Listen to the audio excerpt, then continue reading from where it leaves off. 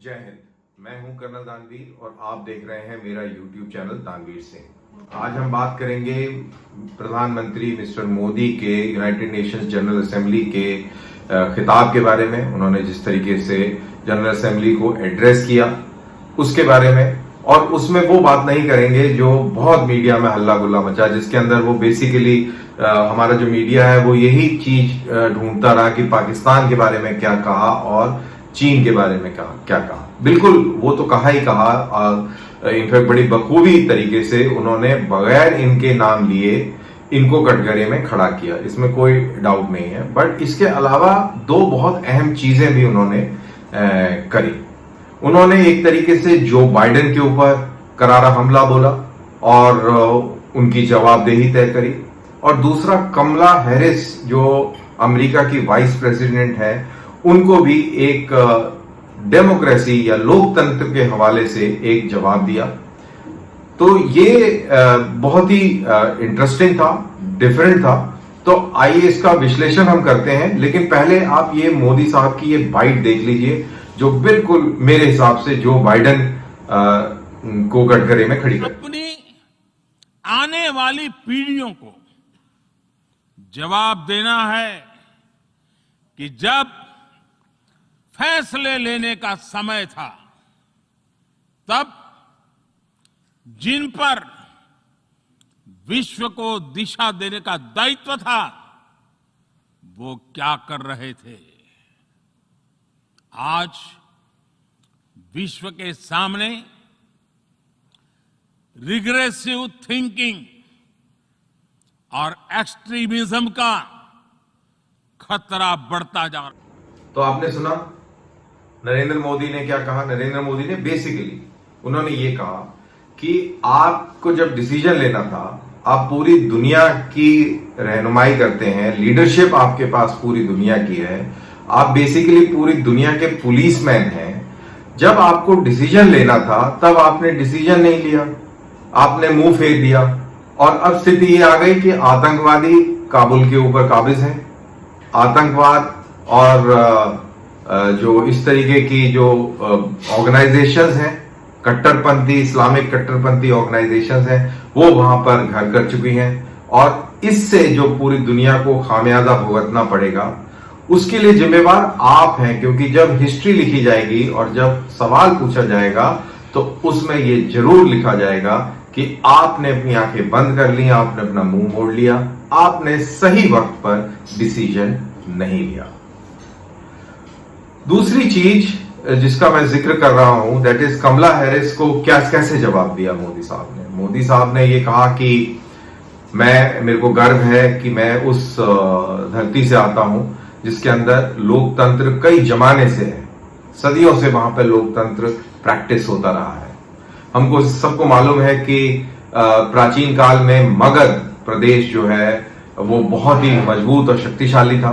मगध मतलब कि आज का बिहार, और पाटलिपुत्र यानी कि पटना, ये भारत की एक तरीके से राजधानी होती थी। चंद्रगुप्त मौर्य हुए, और ये जो गुप्ता पीरियड जो था, गुप्ता काल, गोल्डन गुप्ता एज जिसको बोलते हैं, ये जो सारे जो डायनेस्टीज थी ये बिहार से थी, और बिहार का ये एक गोल्डन इतिहास और गोल्डन पीरियड था।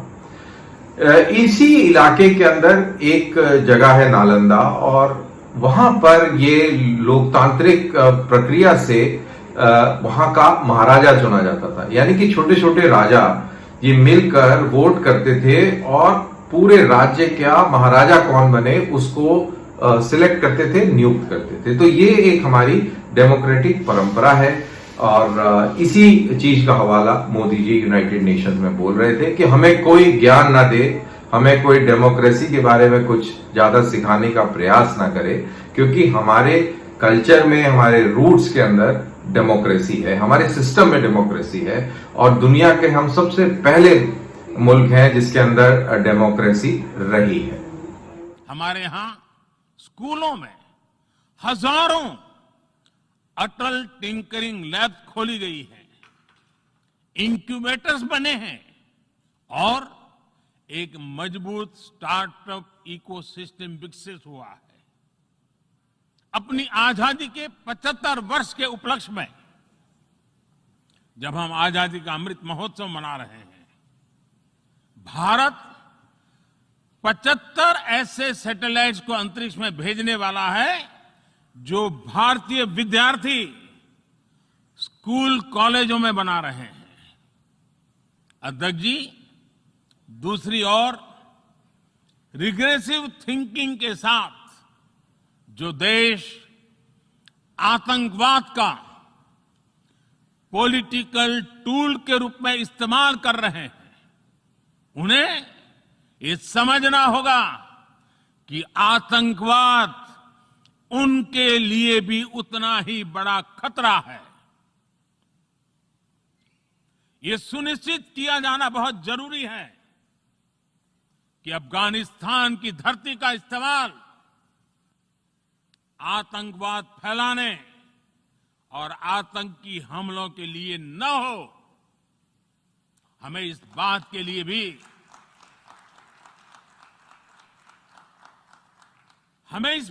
लिए भी सतर्क रहना होगा कि वहां की नाजुक स्थितियों का कोई देश अपने स्वार्थ के लिए एक टूल की तरह इस्तेमाल करने की कोशिश न करें। इस समय अफगानिस्तान की जनता को, वहां की महिलाओं और बच्चों को, वहां की माइनॉरिटीज को मदद की जरूरत है और इसमें हमें अपना दायित्व निभाना ही होगा। तो ये तो रही बात नरेंद्र मोदी की, ये 2 पॉइंट्स जो कि अलहदा हैं बाकी सारे पॉइंट्स से जो वाइडली डिस्कस्ड हो चुके हैं। टेलीविजन पर मुख्तलिफ तरीके से इनको पेश किया गया है कि मोदी जी ने ये कहा तो इसका मतलब ये है और वो है, और हम भी बात करेंगे।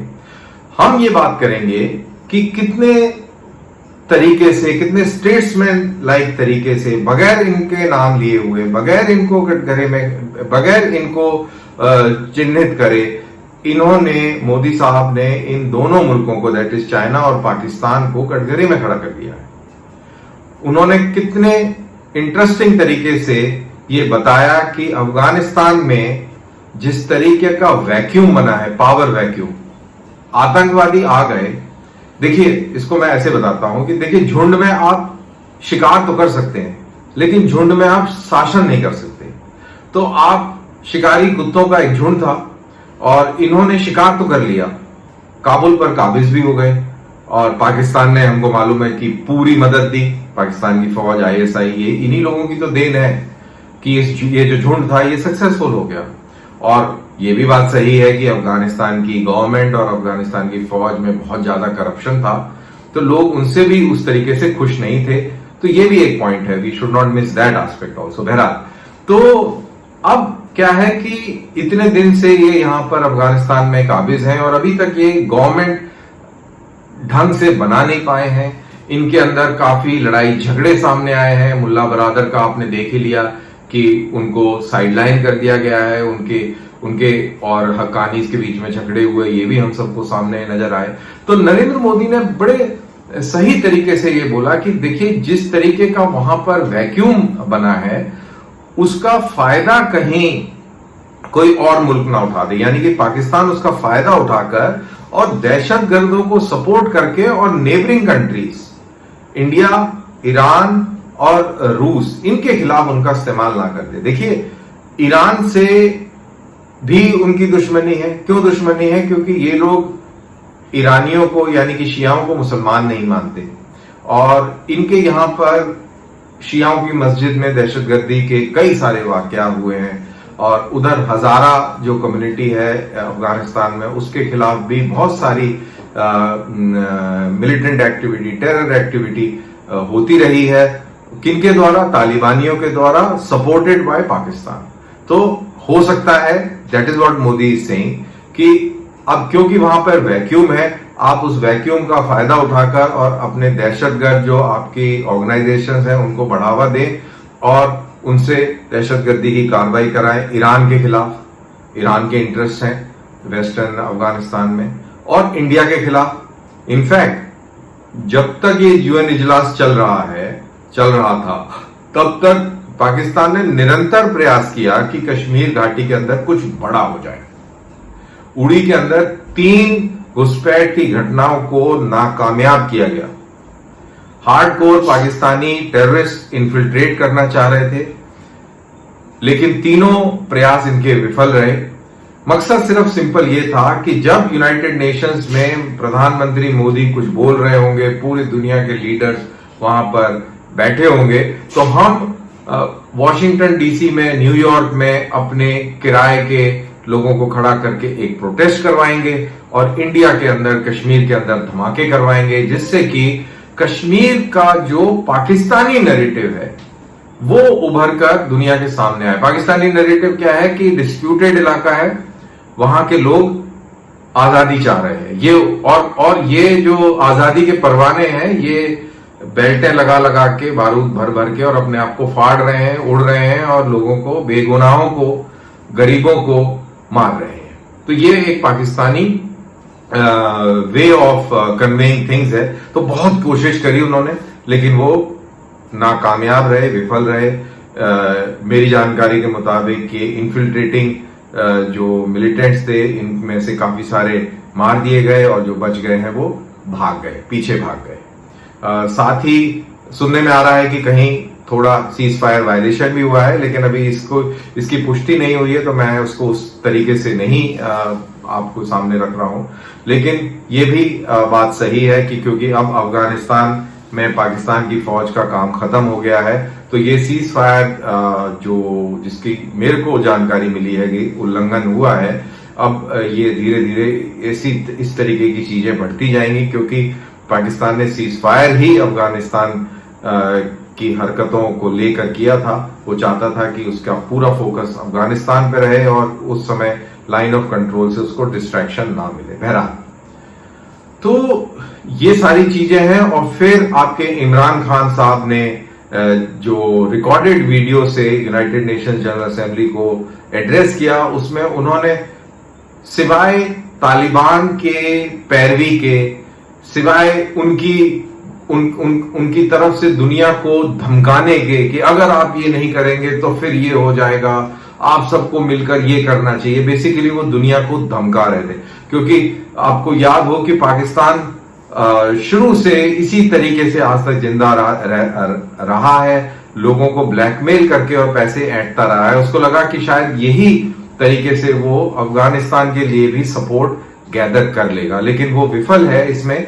और नुकसान इमरान खान ने पाकिस्तान का ही किया है, क्योंकि पाकिस्तान अब, क्योंकि जब स्पोक्स पर्सन बन के सामने दुनिया के दिख रहा है, तो ये जो दुनिया का नैरेटिव बना हुआ है कि पाकिस्तान ही पूरा तालिबान के पीछे था, पाकिस्तान डबल स्पीक में था, पाकिस्तान ने अमेरिका के साथ धोखेबाजी करी, ये सारी चीजें जो है और पुख्ता रूप से लोगों के सामने आ रही हैं और लोगों को और विश्वास होते जा रहा है कि जिस तरीके से आप अभी नर्वस हैं, घबराए हुए हैं, टेंशन में हैं कि दुनिया तो वो सब कर ही नहीं रही जो हम चाह रहे हैं, और तो उनकी भाषा भी ऐसे हो गई है, डराने वाली, धमकाने वाली। और दूसरी बात, नेचुरल सी बात है कि बगैर कश्मीर के तो कुछ होता ही नहीं है वहां पर। वैसे कश्मीरियों के साथ इनको कोई प्रेम नहीं है, ये बदमाश लोग हैं। इनको सिर्फ अपनी दुकानें चलानी है पाकिस्तान के अंदर। इनको अच्छी तरह मालूम है कि कश्मीर का ये एक पत्थर भी अपनी तरफ नहीं ले जा पाएंगे। और लेकिन कश्मीर करके और न्यूक्लियर फ्लैश पॉइंट की बातें करके ये दुनिया से पैसे ऐंठते आए हैं। और खैर अब दुनिया न्यूक्लियर फ्लैश पॉइंट की बातों से तो उभर के बाहर आ गई है। बालाकोट की हमले के बाद हमने बता दिया कि ये कोई न्यूक्लियर फ्लैश पॉइंट नहीं है, और जिनके पास ये न्यूक्लियर बम है और जो ये ऐसी बातें करते हैं, बेसिकली गीदड़ भपकियां हैं, और पुरानी कहावत जो गरजते हैं वो बरसते नहीं। तो ये दुनिया कन्विंस हो गई है और दुनिया को ये बहुत अच्छी तरह मालूम हो गया है कि ये एक दहशतगर्द मुल्क है। तो इस प्रोग्राम को यहीं खत्म करते हैं। आपको इस प्रोग्राम से के लास्ट में मैं इमरान खान की वो बाइट सुनवाऊंगा जिसमें वो तालिबान के लिए रिक्वेस्ट करते नजर आ रहे हैं और अपने मुल्क को, पाकिस्तान की जो सिचुएशन है पूरी दुनिया के अंदर, और उसको पतला किया इन्होंने इस तरीके की हरकत से। तो इसको देखिए। trained mujahideen groups to fight for the liberation of Afghanistan. Amongst those mujahideen groups were Al-Qaeda, were various groups from all over the world. They were mujahideen, Afghan mujahideen. These were considered heroes. President Ronald Reagan invited them to White House in 1983. And according to news items, he compared them to the founding fathers of the United States. They were heroes. तो ये थे इमरान खान साहब.